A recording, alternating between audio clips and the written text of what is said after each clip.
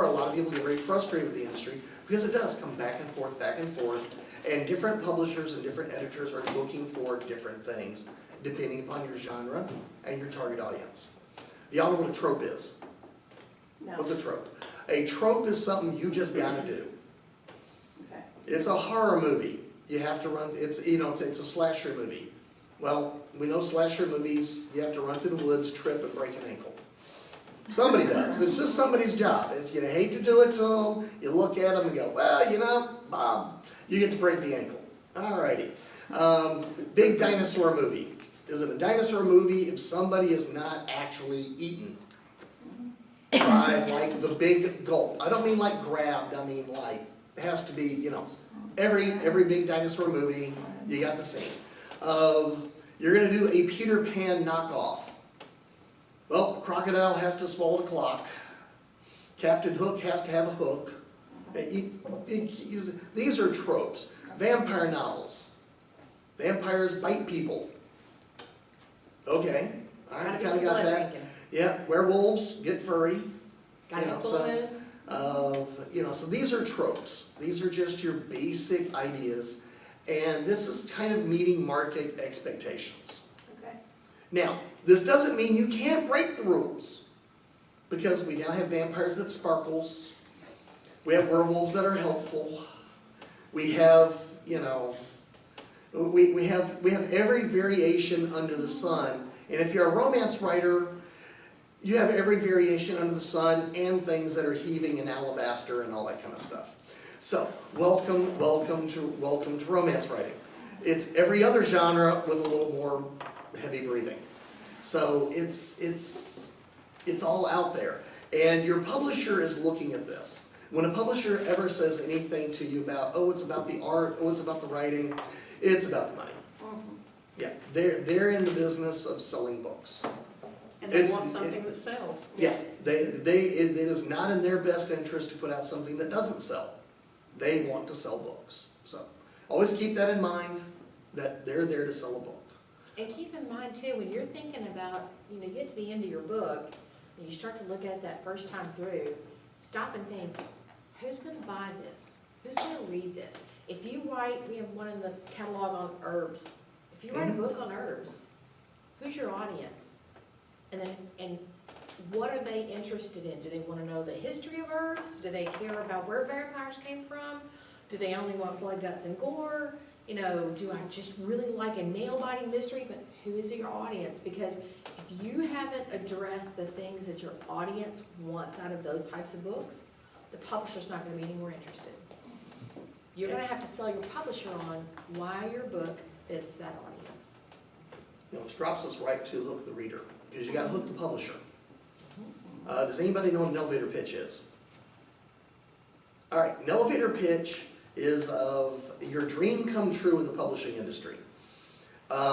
You're randomly at some conference, you're on the 5th floor, you get on the elevator, you look over and suddenly realize that Tommy Hancock and Tony Weiskopf from Bain Publishing are both standing on the elevator with you. You have from the 6th floor to the 1st floor to sell your book, because the doors are going to close and they're trapped with you. And this is actually a true story that actually happened to a young lady at a writing conference in Nashville. She got in an elevator, and represented was Bell Book and Candle, Bain Press, and Dark Oak. Wow. The young lady had just heard about elevator pitches, got on, literally crossed herself, and went, here goes. And the happy outcome to the story was by the end of the trip to the coffee bar and back, she had a deal. Wow. She sold her book because she didn't pass out. You've got to, An elevator does that pitch. happen? You would be surprised. If you go to conventions, so like we go to a lot of sci-fi conventions and things, those tend to have writing tracks, so you have publishers there. So you get those chances. There are writing conventions. You get those chances. They even have whole things in writing conventions where it's, you get to sign up to new pitches to publishers. Take So, those chances. Take those chances. Because publishers go to these expecting to get lit up by authors, so I would imagine they're generally receptive to the pitches since they. If your timing is good, Yeah. Sure. you know, don't catch them mid-bite at the coffee clatch, Right. you know? Yeah. You know, it's- But they're looking for things, I mean, they're going to these to look for, Because it's their business next to, author. it's their business to put books out, Exactly. so, Well, Stephen King doesn't live forever. yeah. You know, who's gonna be the next Anne Rice? Who's gonna be the next Stephanie Meyer? Who's gonna be the next, Paul Lavoff? Who's gonna be the next, who's gonna be that next writer that catches people's attentions? So your elevator pitch is basically your book in one paragraph. And do not start your paragraph with, I've written something original. You haven't. There's only about 4 or 5 plots. They've all been done. You just get to put your spin on it. It's original to you. Don't ever start with, no one's ever written anything like this before. They have. Or you just told him that your book fits nowhere on the shelf at Barnes & Noble. You have no sales history. Therefore, they will not sell. So don't ever do that. A quick sales pitch is literally one paragraph, which you can get out of your mouth in about a minute or 2. Okay, so how would you start an elevator pitch? An elevator pitch is, so I understand your publishing company handles vampires. How about the story of an ancient vampire and the 2 women that enter his life? One of them gets sucked in because her friends were killed and she's a forensic accountant, and the other is drawn into the world of a living vampire. Okay. Boom, that was good enough to get me Galen, which was one of Amazon.com's first bestsellers. Okay. For those of you who like vampire books, if you remember the big red cover with the strawberry and the chocolate and stuff on the cover, that was me. So, a while back, about the year 2000, so a little while back. But yeah, welcome to the internet. Your editor is looking for quick pitches. They're looking for sound bites. They're not looking for a 3-page dissertation. Nobody's going to read the second page. The other way to find people is a query letter. A query letter is 3 paragraphs. I need to know why you're interesting, you personally. So if you're not interesting, go do something interesting before you send me a letter. I need to know why you're interesting. Because the days of being on your fishing boat in Cuba, sending your manuscript to your New York publishing firm are over. Because guess what people want to do? People want to meet you. People want to see you. You're thinking, nobody wants to see me. Yeah, they do. You wrote the book. They want you to sign it. People want to meet you. So why are you interesting? Or what is interesting about you that you wrote this book? You may not be interesting. You may be an accountant, but you just wrote how to simplify your life through the tax code. Well, that book could sell 30,000, 40,000 copies. Is it going to be a New York Times thrill a minute? No. But you throw 30 or 40,000 copies of the book down at a publisher's feet, they're going to like you. So, why are you interesting? Now, your elevator pitch, why is your book interesting? The 3rd paragraph helps to clarify who's going to buy this book.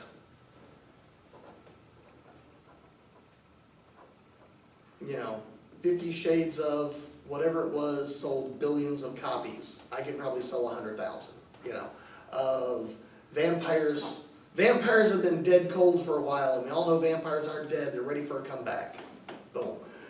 Zombies, cozy mysteries. What about, who's going to buy this? And basically, if you can get that in 3 paragraphs on a single page, well crafted, well read, somebody will probably read your query letter. Now, there's also something that publishers call a slush pile. Very few publishers today still accept unsolicited manuscripts. There's still a few that do. A slush pile is literally a room full of envelopes. It's scary. Slush pile parties are generally every few months when they get all of their beta readers together. They throw a big pizza party and they clear the slush pile, which means your book in the slush pile gets about 45 seconds to maybe catch the publisher's attention. So when we talk about hooking the reader, which is our big topic, your first page, your opening paragraph, that first page, it's gotta be good, y'all. It's gotta be good. If it doesn't captivate, the reader's gonna put your book down. If it doesn't captivate your publisher or your editor, it's gone. So what you're saying, what it sounds like to me you're saying, is that little section on the inside cover that talks about the book is basically your thing you're sending to your editor. In many ways, and Yeah. often it is. It's like I tell a lot of people when they come to writing conferences and stuff, you know, I know who you're gonna talk about when you get home, us. Guess who I saw today? Guess who I met? Guess where I did this morning? The trick is I wanna make sure I know what you're gonna say about me. So I have no problem telling you how fabulous I am. And, you know, welcome to not being bashful in the book business. Writers like to be bashful, we prefer to be behind, you know, computers, pen, paper. Well, you do. But it's sometimes, you know, at some point, when you decide to share, you have to decide to share. You've gotta be willing to get out there and be known, and that's my hardest thing. I'm an introvert at heart. But if you want to hook your reader, Stephen King did it very well in Needful Things, which is his available library. You've been here before. That's it. That's all you get. And that's enough. It makes you want to turn the next page. Well, why have I been here before? It does the what, when, where, and how of getting your book started and making the reader turn the page. That's what you want to do. And when you're talking about I don't have to be that brief, but Yeah. you get the point. So one of the things, if you're thinking about, okay, I need my elevator pitch, get a business card, type it up, print it on the back of a business card. You have it with you wherever you go. The more you say it to everybody that you run into, I don't care if you're in the grocery store, the doctor's office, you talk about the elevator pitch. Practice it with everybody you run into.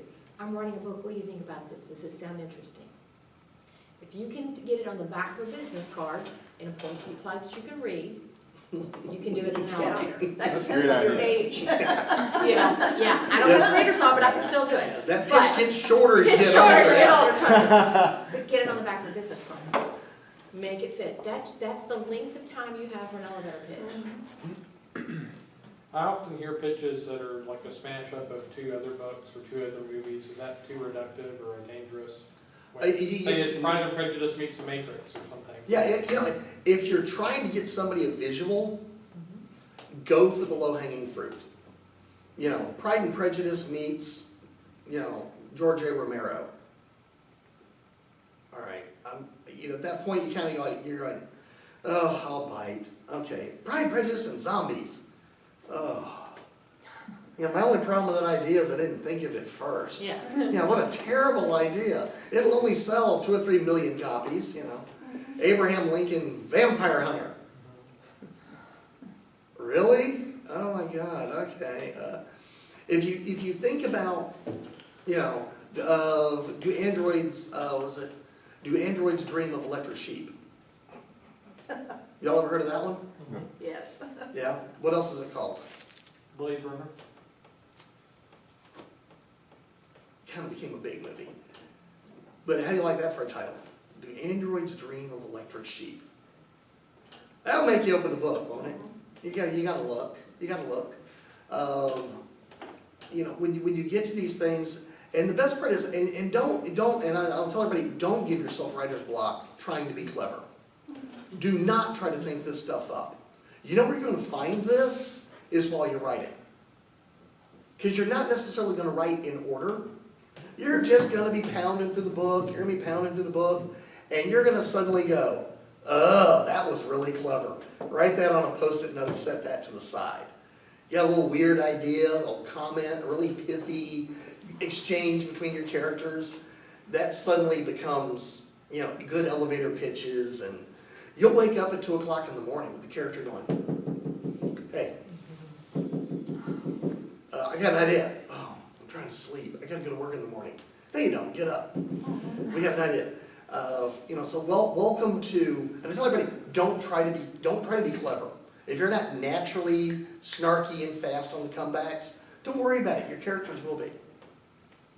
Well, if I'm not, how can the characters be? Trust me, they will. As you write them, their personalities take off. Merge, yeah. Yeah. They wander down different, they'll, you can write characters that will do stuff you would never dream of doing. And they'll do it happily in public at 12 noon. So, you know, I mean, you might be just the most prim and proper and conservative person in the world, and you can write the raunchiest characters. And they do. And, you know, people meet the writer and they're like, wow, that all came out of you, huh? Yeah. Yeah, that's what they say. I'll give you a great example. Go to a Memphis event and go to lunch with them. Because the first lunch I had with them, it's all of these, I'm the only guy at the table. It's like 15 women. So of course the waiter's looking at me like, you poor fool. And the conversation begins floating around the table, and it's things like, well now, if I was trying to make that murder untraceable, would I put the insulin in his eye drops or his nose spray? And you see waiters go, Backing away from the table. oh dear Lord. We had one- Alan, if you uncorked an aorta, how high would that blood spurt? Would it get on the ceiling? Well, If I hang a body from the balcony of my church, what would happen? These are, they really get into, they start looking, it's great, you're sitting there with grandma, and she is literally wondering the architectural structure of this beam in the building, and would that hold a body my size? And I'm looking at her like, well, what do you weigh, Alan? You're about blah, blah, blah, blah, blah, and they're looking at this beam, and you're going, I don't feel so comfortable. So, you know, welcome to the environment of writers. We have a writer in New Orleans that is also the owner of a haunted history tour company, and is also if you watch the Travel Channel, she is the voodoo priestess of New Orleans. Wow. And it's Kalila from the Travel Smith, Channel. if you It's never need Kalila. her name. And she's the chick with the black hair and the snake. And you know, if you want to get seated quickly in New Orleans, go to dinner with her. It's kind of like going to dinner with the party pope. You will get seated quickly. And the big secret is there's two of them down there. There's a lady named Anna Parmalee, who's the other half of the New Orleans voodoo. And so go to dinner with both of them.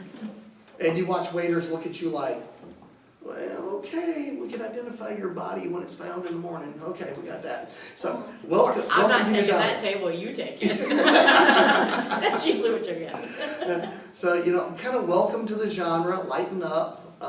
You kind of see where the hooks are. You know, welcome to writing. We're going to take a break here. I'm going to end this particular segment with a story can be brought out of anything and can have a great hook. Would you read a story if it began with the following line? 2 nuns and a vampire with a duck under his arm walked into a bar. Would you read that? Is that enough of a hook?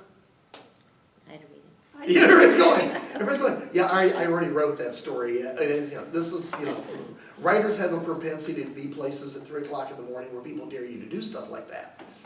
That's called the hotel bar, by the way. So, You're not old enough. yeah. She's laughing. She goes, my friends are that weird. Naturally. So,